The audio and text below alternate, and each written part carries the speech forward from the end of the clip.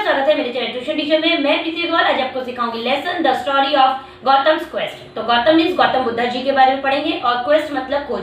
तो गौतम बुद्धा जी की क्या ऐसी खोज थी, वो किस चीज की खोज कर रहे थे, ये बहुत ही इंटरेस्टिंग लेसन है, गौतम बुद्धा जी के ऊपर है। तो इसे मैं स्टार्ट करती हूँ।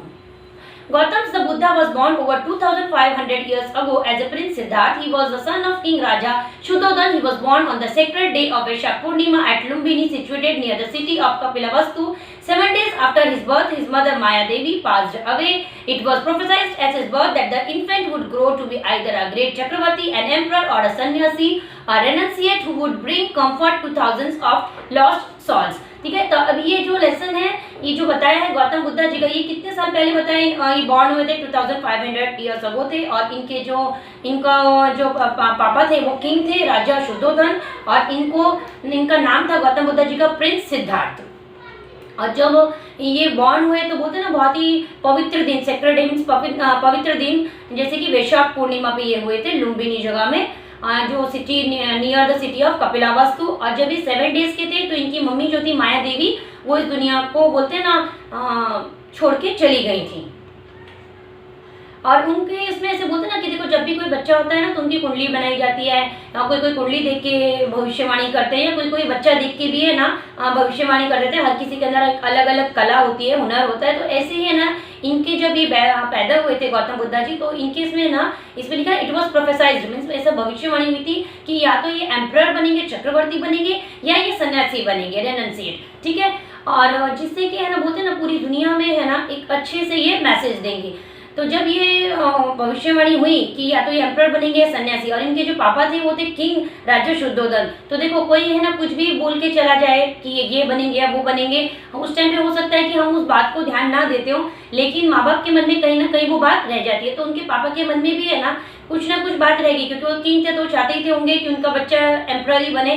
तो सन्यासी सुन के कहीं ना कहीं उनके मन में कुछ बात तो रही होगी। इसलिए मैं बोल रही हूँ क्योंकि नेक्स्ट पैरा में आपको समझ में आएगा कि मैंने क्यों बोला।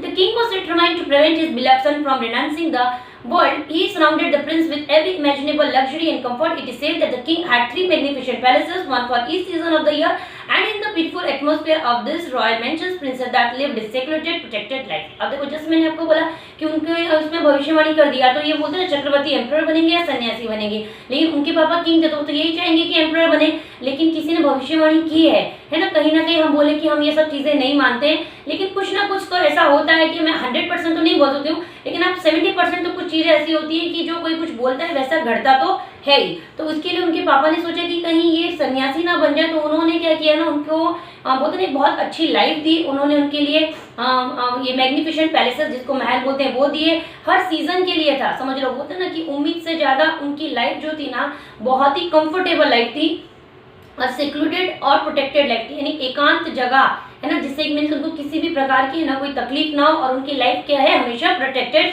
रहे। जो भी वो चीज इमेजिन कर सकते हैं प्रिंस सिद्धार्थ यानी गौतम बुद्धा जी, वो सब चीज उन्हें लग्जरी कंफर्ट सब मिले। उनके पापा ने उनके लिए किंग शुद्धोधन जी ने इतना किया था।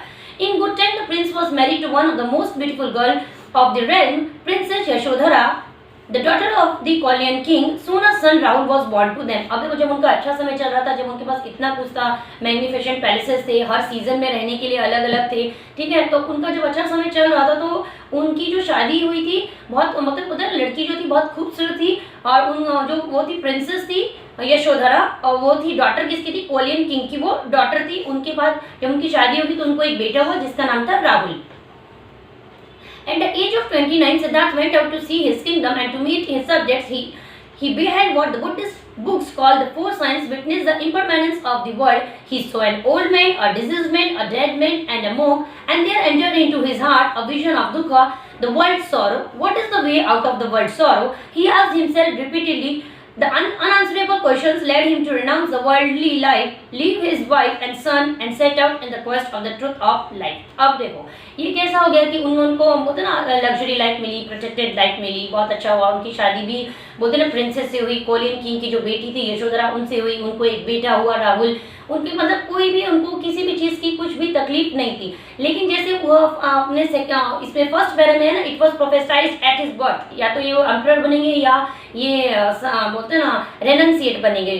ठीक है। तो उनके पापा ने तो उतना कर दिया उनके, लेकिन जब वो 29 ईयर्स के थे तो वो क्या हुआ, अपने बोलते ना महल से बाहर आए, बोलते ना किंगडम में जाके मैं एक बार देखता हूँ कि कैसे क्या सब्जेक्ट चल रहे हैं। तो उस टाइम पे उनकी एक बोलते ना नजर गई, उन्होंने ऑब्जर्व किया एक बुद्धिस्ट बुक में, जो कि नाम था बुक का 4 साइंस। तो उसमें जो था ना an old man, disease man, a dead man and a monk, monk मतलब साधु। तो उन्होंने वो जब चीज़ों को, वो 4 पॉइंट्स जो उन्होंने देखे, 4 साइंस जो उन्होंने देखे, तो उनको ये चीज़ समझ में आई, इन सब में क्या है, दुख।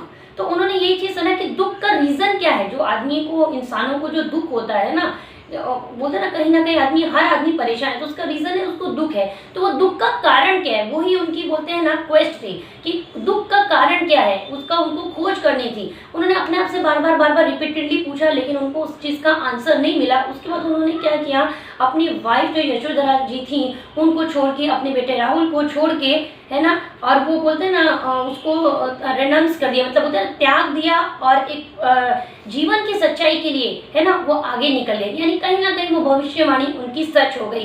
ठीक है, 29 ईयर्स तक वो बोलते हैं ना लग्जरी लाइफ उन्होंने लिखा, जैसा थर्ड पैर में इन good time.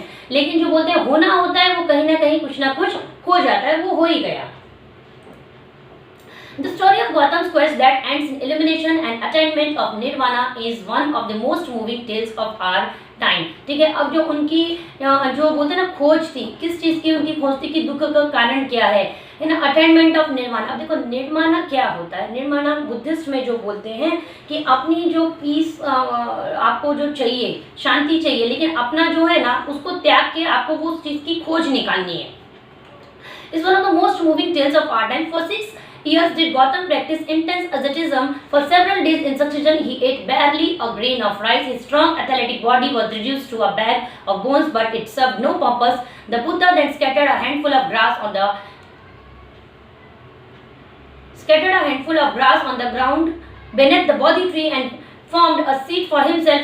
I care not if my skin and nerves and bones decay, he thought. I care not if my life blood dries. I shall not give up until I attain to enlightenment। ठीक है, अब देखो इसमें कैसा दिखाया है इन्होंने कि उनको अंदर से है ना एक दुख का जो कारण है उसकी उन्हें खोज चाहिए थी। तो उन्होंने अपनी जो पर्सनल लाइफ थी, लग्जरी लाइफ थी, कंफर्ट लाइफ थी, प्रोटेक्शन वाली लाइफ थी, है ना, उस सब चीज़ को उन्होंने त्याग दिया। उनको बोलते ना अंतर्दृष्टि चाहिए थी कि दुख का कारण क्या है, वो उनकी खोज के लिए वो निकल गए।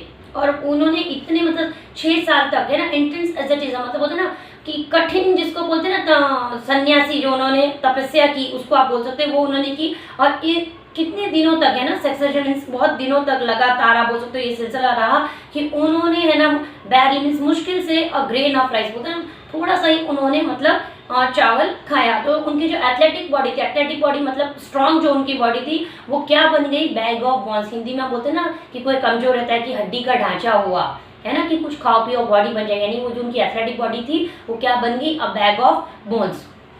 लेकिन इतना करने के बाद भी, है ना, उनको वो जो चाहिए था कि दुख का कारण क्या है, वो उनको नहीं मिला। It's of no purpose. The Buddha then scattered a handful of grass, है ना। अब उसके बाद उन्होंने एक ग्रास लिया, जो घास इसको बोलते हैं, है ना, ऐसे लिया और बोधि ट्री के साइड में उधर डाल दिया। ये यहाँ पे भी अगर आप ये देखोगे ना कि बोधि ट्री दिखा है यहाँ पे जो दिखा है ना। और फिर वो वहाँ पे बैठ गए और उन्होंने बोला कि अपने आप से कि मुझे कोई फर्क नहीं पड़ता, मेरी स्किन, नर्व्स, बोन बोलते ना डिके हो जाए, मतलब बोलते ना खराब हो जाए, उससे उनको कोई फर्क नहीं है, उनकी जो ब्लड है वो सूख जाए, है ना। लेकिन वो जब तक, है ना, बोलते हैं गिव अप नहीं करेंगे कि जब तक, है ना, उनको अंतर्दृष्टि जो एनलाइटमेंट है ना, कि जब तक उनको मालूम नहीं पड़ेगा कि हाँ दुख का कारण क्या है, वो अच्छे से समझेंगे और सबको समझाएंगे, तब तक वो उस चीज को त्यागेंगे नहीं। ठीक है, what divine will power in this verse and what may not a man achieve if he would wake up his will power। अब देखो कैसा है ना कि आपको अगर कोई भी चीज चाहिए, है ना, तो आपका कैसा है,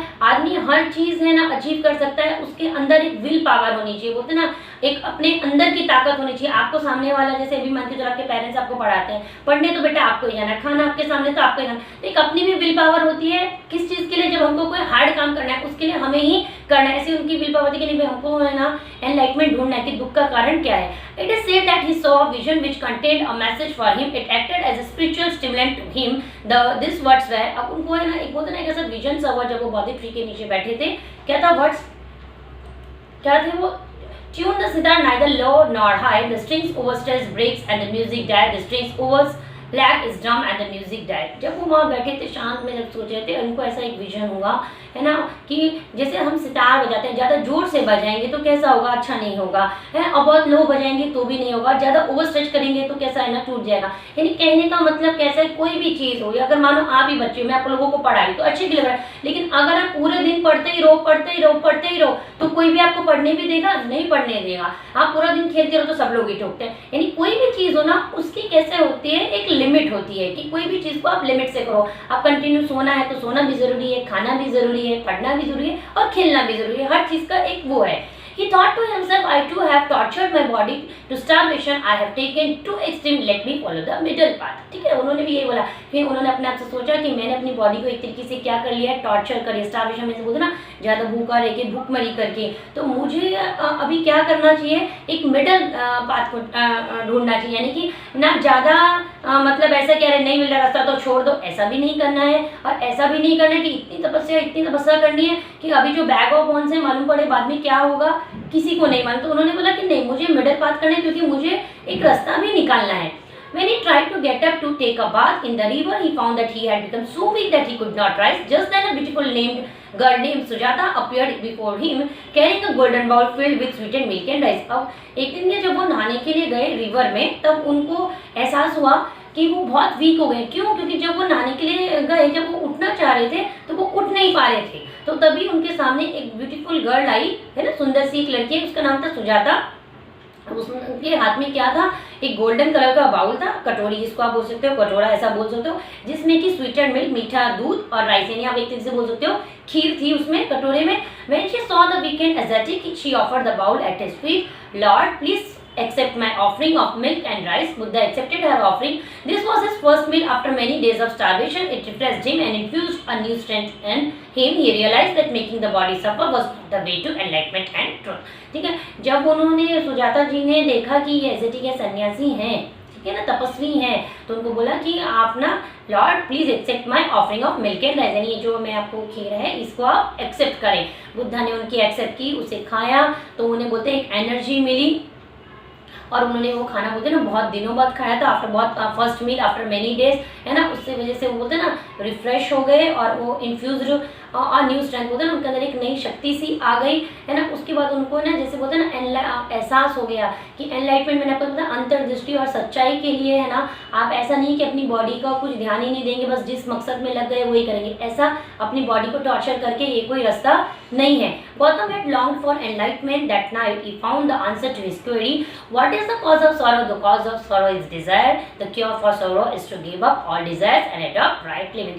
जैसे वो उस बारे में सोच ही रहे थे, ये उनका इतने साल उन्होंने लगा दिया मानो, है ना, अपना घर इतना अच्छा था, उनके पापा ने इतना अच्छा किया था, उनकी वाइफ थी, बेटा राहुल था, सब इतना अच्छा कर दिया था। वो सोच रहे थे कि आखिर है क्या, दुख का कारण क्या था। उन्हें वो मालूम पड़ा कि दुख का जो वो कारण है वो है डिजायर। डिजायर यानी इच्छा, है ना, और उसकी वो उसको जो डिज़ायर है, इच्छा, उसका जो मेन रीज़न है दुख का, तो उसको उससे सॉल्यूशन क्या होगा, तो उसका सॉल्यूशन ये है कि आपके जो भी डिज़ायर है ना उसको आप छोड़ दो, है ना, और जो आपके पास है उसी से राइट लिविंग करो। यानी इतने टाइम बाद जाके उनको ये चीज़ समझ में आई, है ना। और इसीलिए आपने देखा होगा ना बेटा, जो लोग स्टोरी पढ़ लेते हैं या एक्सपीरियंस कर लेते हैं वो हमेशा ये बोलते हैं ना कि ज़रूरत हो कि जितनी चीज़ें हो जो आपके पास है उसी में खुश रहो, क्योंकि किसी किसी के पास तो उतना भी नहीं है। इसलिए उन्होंने बोला कि सिर्फ डिज़ायर के पीछे आप ना हमेशा भागो मत, तो इससे आपको क्या होगा, दुख होगा। एट प्रेजेंट जो चीज़ें होंगी वो आपको अच्छी नहीं लगेंगी, है ना, आप उसी चीज़ के पीछे भागते चले जाएंगे। और हो सकता है कि पता नहीं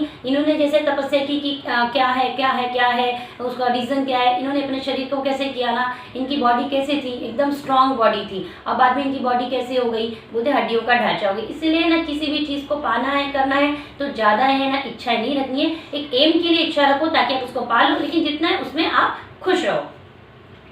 Born under a tree, the Buddha received illumination also under a tree. To this day we venerate this tree as Bodhi tree. अब देखो जो Bodhi tree के नीचे वो बैठे थे, grass of handful of grass डाल के, उधर ही उनको सब आइडियाज आया, है ना। तब से इसीलिए हम बोलते हैं कि हम बॉडी ट्री को वेनेरेट मतलब बोलते हैं एक बहुत ज़्यादा रिस्पेक्ट देते हैं, क्योंकि वहाँ गौतम बुद्धा जी बैठे थे। आज हम सब लोग गौतम बुद्धा जी को बहुत रिस्पेक्ट करते हैं, और बहुत बड़ी बात है, आज तो बोलते कॉमन हो गया है, बहुत लोगों को हो गया है कि हाँ भाई जितना है बहुत अच्छा है, ज़्यादा अच्छा मत करो। लेकिन जिन्होंने इस चीज़ की खोज की उनके लिए तो बोलते हैं ना हकीकत साथ में एक हम उनको दिल से ही बोलेंगे कि बहुत उन्होंने अपने शरीर को इतना त्यागा, इतना सब किया और हमें इतना ज्ञान दिया।